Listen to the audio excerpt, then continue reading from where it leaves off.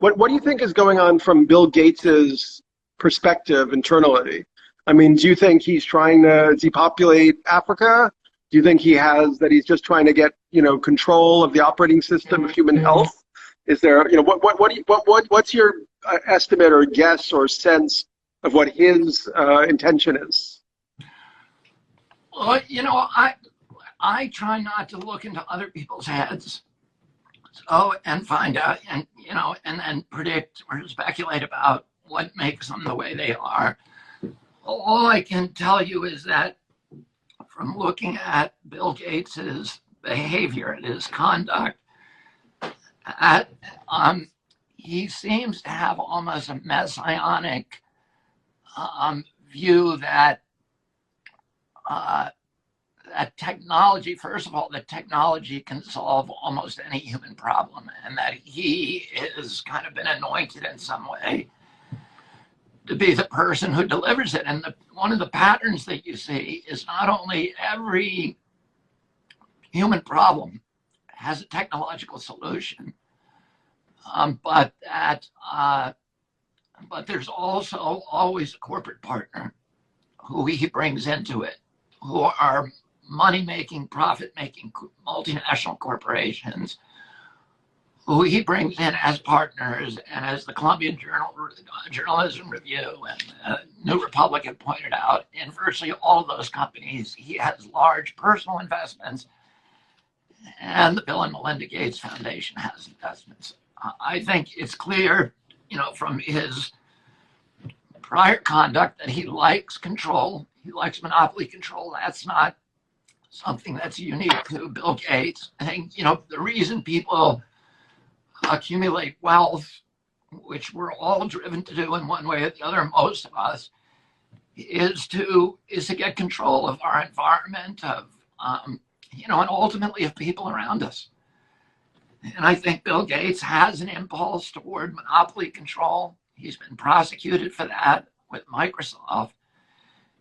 And I think, if you can control international health policy, which he clearly does, and he's clearly, I don't dare to think there's any ambiguity that he has made a deliberate, purposeful effort, campaign, to gain control of all of the institutions that dictate health policy. That gives you a tighter control over human conduct, over the economy, over government, over the way that we live our lives than almost any other area. I mean, if you look, I'd say that he likes technologies. For him, the solution to hunger in Africa has been GMO crops and chemical pesticides. He has big investments in Monsanto. He promotes Monsanto's products through the World Health Organization and through his other organizations all over Africa, and it's had catastrophic effects on increasing hunger in the 30 countries in which he's invested, in which he's maintained those efforts. He believes that vaccines are the only way that you can benefit human health, that good health comes in a syringe. And hunger, and he also, his other big effort is with education, and it's a technology. It's the Common Core. It's connecting everybody to his internet system, which may or may not be good or bad. And I can't even pass a judgment on it because I don't know enough about it. I've heard a lot of criticism of it, but I don't know enough about it to criticize it. But it's consistent with this idea that we can take human behavior and we can take human problems and we can solve them all with technology. And the problem is that the World Health Organization, hunger, I know a lot about economic development, and hunger and deprivation are complex areas. And they're localized in many cases, and the solutions for them are typically pretty messy. It's economic development, it's sanitation, it's hygiene, it's good water, it's sustainable agriculture. And a lot of it really, the best successes come from local democratic controls in many cases. And he is a top-down guy. And what he's done is he's forced the WHO. He gives $1 billion a year through direct donations and through Gavi and PATH and various other vectors to the WHO.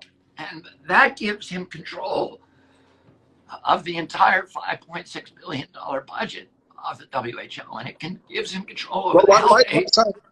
Why does that give him control of the whole budget? Because also Well, China because is a he's big the biggest player in donor. the US. He's the biggest donor, and he's giving discretionary funding.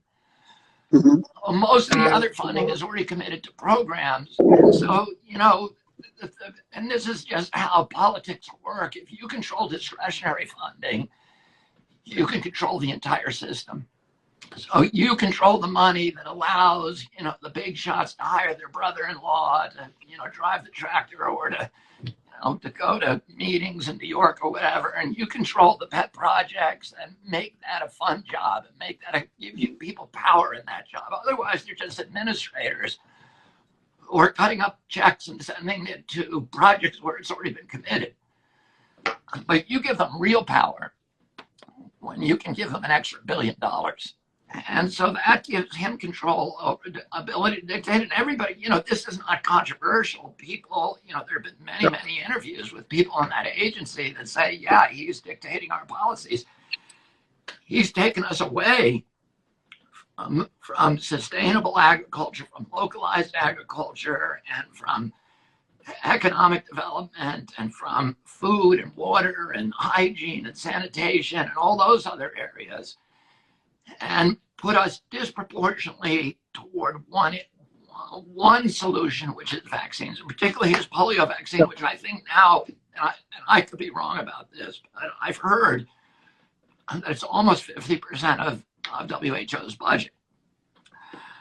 Oh, and again, people should check me on that because I'm not, that's something that I read, but I'm not sure of the source or anything else. But I know it's a large part.